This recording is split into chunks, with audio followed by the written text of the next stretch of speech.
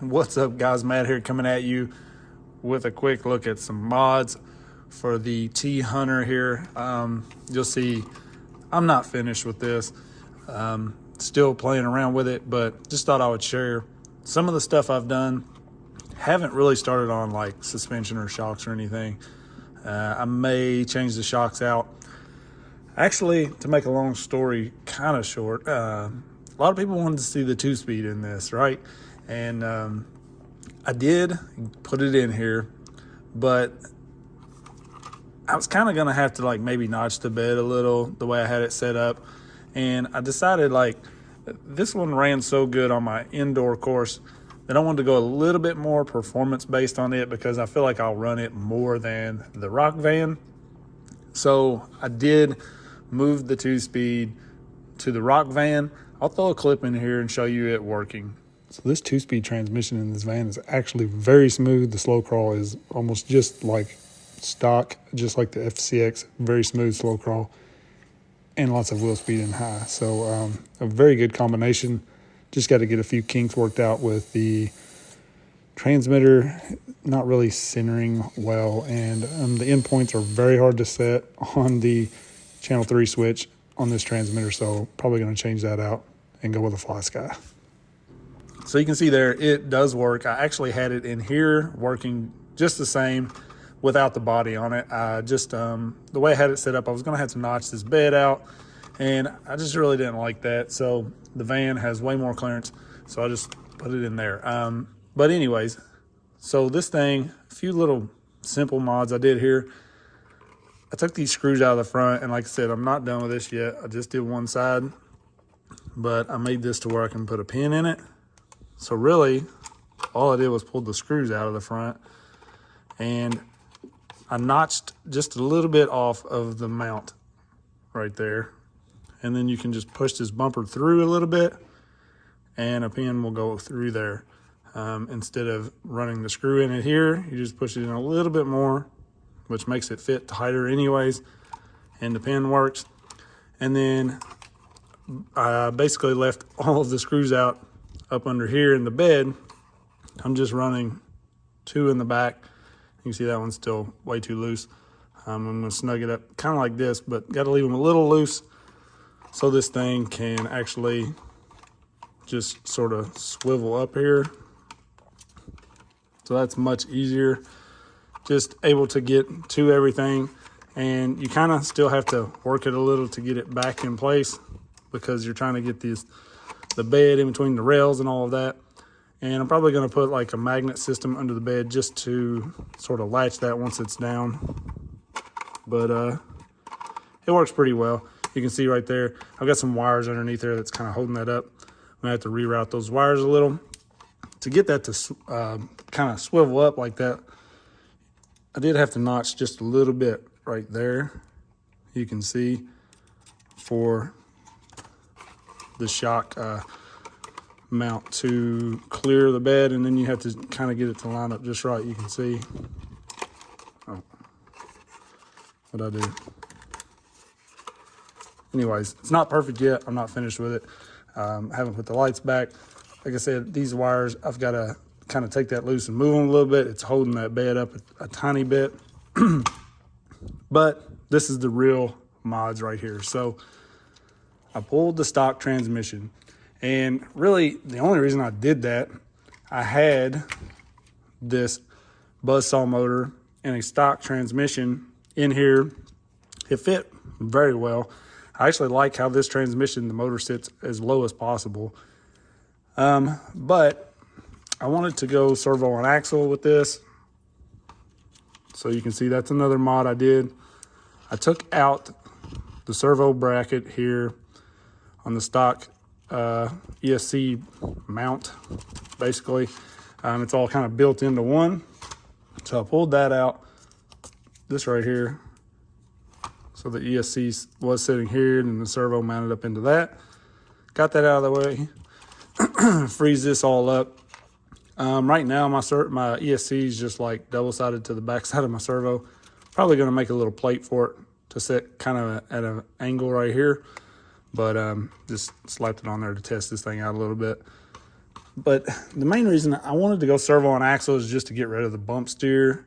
I'll show you real quick what I'm talking about. All right, so I got both of these fired up. I was just going to show you kind of why I went to the servo on axle, because it does look a little less scale, you know, if you're worried about scale points.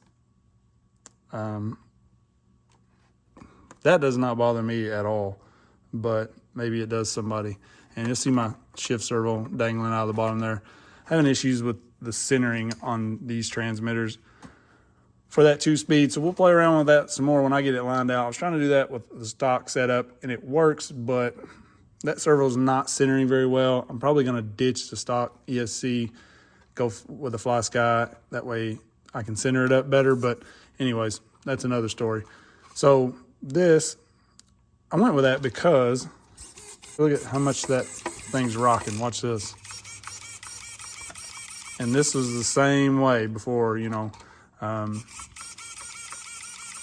Now we're much better off. So for performance, more of a performance rig, because I'm gonna use this on my indoor course and I will drive that more than this. I love the look of this. Maybe I'll change the servo to the axle on it as well eventually.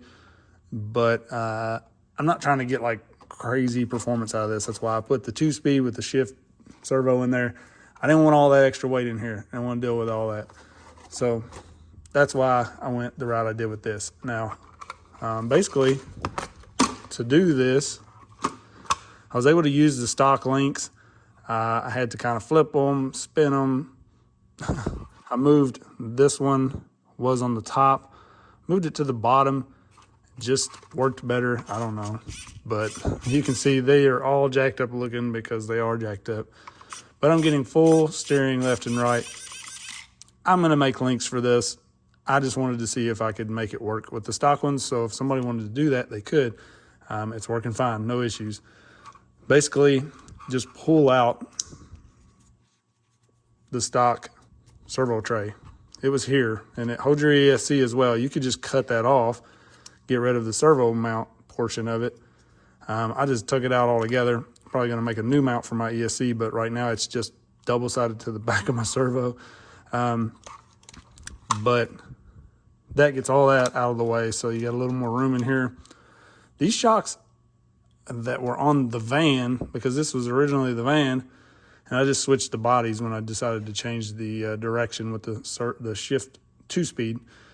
They're a little bit shorter than the ones that came on the T-Hunter, so I lost a little bit of travel there, but I'm going to change these shocks anyways, so I'm not too worried about that. But once you get a little more travel, we got rid of all that stuff that was in here, so hopefully that'll help us. But I used an FCX24 servo mount, and the holes didn't quite line up. They weren't quite wide enough for the upper bolts in the diff cover, so I used a drill bit and just made the hole slightly bigger, and it went in no problem.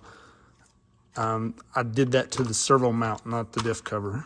Okay, and just made the hole a little bit bigger on the servo mount, and you can see it went in there pretty well. Lots of room on this front axle for the servo. You can see I'm nowhere near hitting the front links, so we can bump up to a better servo and still not be like bottoming out on the links, on the top links, so that's really cool. I can go to an OGRC like this one or the AGFRC or something, no problem. What else? So when you do that, you're gonna have to remove this panhard bar, which runs from here up to the bottom of the servo mount. My heat just kicked on here, sorry. But that runs up there like that. So you can see it up in here, back here. We're gonna take that out and you're gonna 4-link it. So I made this little link right there, the upper one, you can see that. So I made that one. I can link everything to make that. It's pre-threaded rod from Amazon, and those rod ends I use on the FCX24 axles all the time. You'll need some M2 screws. I would just get one of those kits. I'll link it in the description. The M2 screw kit. I use that for all of my FCX24 builds and stuff, and works well on this. I changed out a couple of screws as I was going here and there. You'll need a screw to put back in here, excuse me, in here, because you take this out. Unless you just want to run that back in and leave the ball stud sticking up, wouldn't matter, you could. But that's that. And then for the SCX24 transmission, it's pretty simple. So the main reason I did that is with the stock transmission, motor and everything, even the buzzsaw in here, this motor sticks up here in the way of where you're gonna mount that new link. So I was gonna just flip the transmission around, just rotate it around and mount the motor towards the rear. But then I was like, you know what? If I put an SCX24 transmission in there, I can get some overdrive to the front, because this is an overdrive transmission. So now I have overdrive, which is not even available for this thing. So that's why I went that route. I put the buzzsaw in there for now, just because I wanted to stay with the brushed, see how it works. It's not as smooth as stock setup was with the stock transmission and everything. The buzzsaw with the stock transmission is really good. You gain a little wheel speed, but keep the slow crawl. If I just wanted to slightly gain a little wheel speed, I would definitely slap one in with the stock transmission. It works great. With the SCX24 transmission, it's not as smooth, and you'll see, but I think I can get away with it when I change all these bushings out to bearings. It's going to make this truck run a lot smoother. And once I get dialed into the throttle, I think I'll be able to do okay with it. It's when you get there, it gets a little bit jumpy. And this thing's not going to crawl worth a dime with that body hanging up like that, but it's not horrible. And I may end up, playing with the pinion or something, but I was trying to not do that because I knew it was going to do that. But the thing is fast, so the wheel speed is nice. So I was trying to keep it like it is. So I'm going to change out all the bushings next, and hopefully that helps with the slow crawl a little bit. I think I can get used to it the way it is. I really need to get it together and run it on the course though. But to put this transmission in here, I just really just kind of set it up there and marked me some holes, pop new holes in the skid. I still need to countersink my screws here, just making sure everything worked. But honestly, I used my reamer just to poke these holes. It's so easy to just pop holes with these, and this plastic's pretty dang soft, so no issues doing that. And it all went together and works pretty well. The body still closes. I'm thinking about making this box fit one of these batteries. If I could put some Velcro up inside of it, maybe I might notch a little. I don't know. It probably work like it is. So I may just start using that for a battery box, change the connector here, get rid of this big massive battery. It's nice for runtime, but if you're trying to get any performance, that's a hefty battery. So that would put that down low, kind of balance out the motor maybe. So I'm excited about where it's going. It's been really easy to mod this. I love how open the skid and everything is on this. It's a nice flat skid. It's easy. I don't know if you're going to be able to see it, but when I put the SCX24 transmission in here, because the gears hang out of the bottom, I did have to put some spacers underneath there. So I'll tell you what you can use. SCX24 wheel nuts. When you put your screws through here, put your screw through, put the SCX24 wheel nut on it, and then put your transmission. It just raises it enough that that gear that's hanging out of the bottom is not digging into the skid. And I was able to use stock drive shafts. Just put the stock drive shafts right back on. Move my on-off switch obviously up here. I'm going to do away with the battery back here now. So I may not even put that box back. I may make my own box that looks a little more scale. Probably going to get rid of this tire, do some scale stuff on the back. I like a little bit of scale look, but more performance. So just trying to balance it out. You guys let me know what you think about these mods.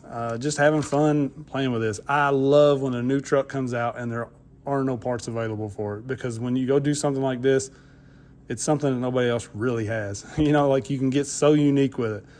Once all the parts are made for this, like overdrive and brushless and this and that, like everybody has it, you know? So I get super excited when a new truck comes out, and especially when it's as easy to mod as this thing. So absolutely loving this thing right now. I love the looks of this in person, and everybody who has seen this in person has loved it. So if you got one on the way, be hyped. All right. You guys let me know what you think about this one. I appreciate everybody watching. Just having fun. Peace.